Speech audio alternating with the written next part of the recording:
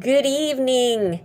Here we are again, another episode of Joey's Crazy Cooking Show. And what's on the menu tonight? Beef Bourguignon. It's one of my all-time favorite meals. And I'm actually making this meal tonight in honor tomorrow of National Bosses Day. Both the hubs and I work for two fantastic bosses.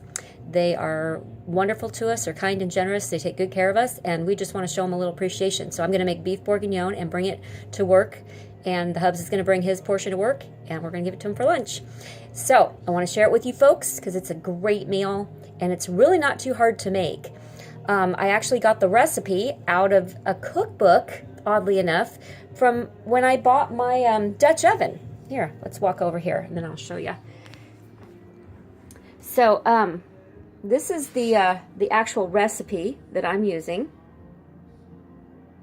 Okay, and it came when I bought this wonderful Dutch oven that I love to use all the time. And so here's what you got for beef bourguignon. Let's go over the ingredients real quick, okay? This is beef chuck roast, and I got it at the co-op, so it's natural and healthy. And then we've got some bacon here. Okay, now I'm only going to use half of this bacon because this is way too much. You need 4 ounces, so about half of this would be 4 ounces. Now the roast, what you're going to do is you're going to cube it or cut it up into egg-sized small bite pieces. Okay, and you're going to season it with salt and pepper after you cut it up. I'm also going to put some butter in my Dutch oven. Everything's going to go in the Dutch oven. And then we're going to cook in there these boiler onions. Put my phone back down here. Okay, so these are boiler onions, and the quickest, easiest way to get the skins off of here, if you want to struggle for a while, feel free, be my guest. But if you stick them in some boiling water and then you let them cool or run them under cold water, the peels come right off and then you can use them right away. So they're going to go in the Dutch oven with the butter and the bacon. Yum.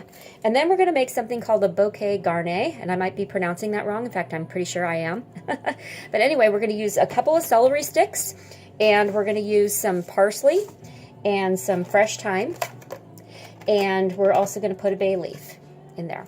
And what you do is you just kind of put it on top of your parsley. I haven't even started drinking yet. Your celery, and then you wind it around with some kind of a string or ribbon or whatever you got that you can cook with, because it's going to go in the pot. So I just use this little piece of wire. Usually I just cut off a piece and I just wrap it all around. And that adds this tremendous amount of flavor to your beef. It's just incredible. And the whole house is going to smell fantastic as well. So I'm going to show you in just a minute how I put that together. It's really simple. But like I said, in fact, I might just do it off camera. I got my handy-dandy trusty steak knife. I'm going to chop off the ends and make the celery just, a little bit more proportionate. And then you basically just stick everything together on it and wind it around with the wire. Don't forget your thyme, and don't forget a bay leaf or two. And then it goes into the pot while your beef is cooking. And it's just, I can't tell you how wonderful it is. Also, what goes in here is a little bit of garlic. So I've got some garlic here, and I got a little bit of flour. And I got a little bit of tomato paste in here, because this is a thickening agent that we're going to use to thicken up and make a wonderful gravy. Now, what do you make this gravy out of? Does it require beef stock, or, what do you use? Water? No, you don't use any of those things. You use an entire bottle of wine. I kid you not, folks. The whole bottle goes into this recipe, and you slowly reduce it down over a long period of time. So I do want to mention, if you want to make beef bourguignon, you got to leave yourself plenty of time, because it's probably going to take about an hour or so of prep, and then another couple hours to slowly simmer this in your big Dutch oven or your big pot, while adding more and more of that bottle of wine. So here's what I got. I got 2 bottles here. I got a couple options, but I think I'm going to go with this one. Now, I do have to taste it before I put it in the pot, because if it's no good, then we can't use it. So let's get going on that right now. And since I can't, be drinking this wine because I need the whole bottle, I'm just going to taste it. But it is an Italian wine, product of Italy, Soletto Primavoto. And I am sure I am pronouncing that wrong as well. Okay. It's just a red dry wine from 2013.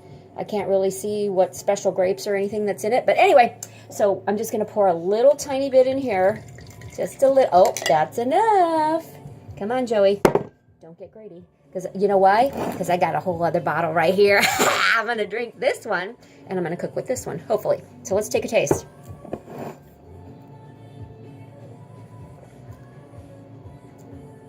I think that'll work. It's got a little bit of an acidic bite to it, which will go really, really good with my beef. So what's left in this recipe? Just a bunch of carrots here I've got. I don't know if you can see them, but I've got like 1, 2, 3, 6 of these. You're going to peel them and you're going to slice them kind of at a diagonal, you know, kind of big pieces. I'll show you later. And then last but not least, we've got some potatoes. And these potatoes, oh, that one doesn't look very good. Maybe I won't use that one. Anyway, these potatoes I'm going to mash separately because this meal is great. I don't want to put them in the pot with everything else. The carrots go in the pot, but everything else, but the potatoes, because the potatoes, you could make like a smashed potato and then you put your beef bourguignon on top of it and it's just so yummy. Okay, so let's get started with that. I'm going to take a break. I'm going to put my bouquet garni together and then I'll come back and we'll get going on this.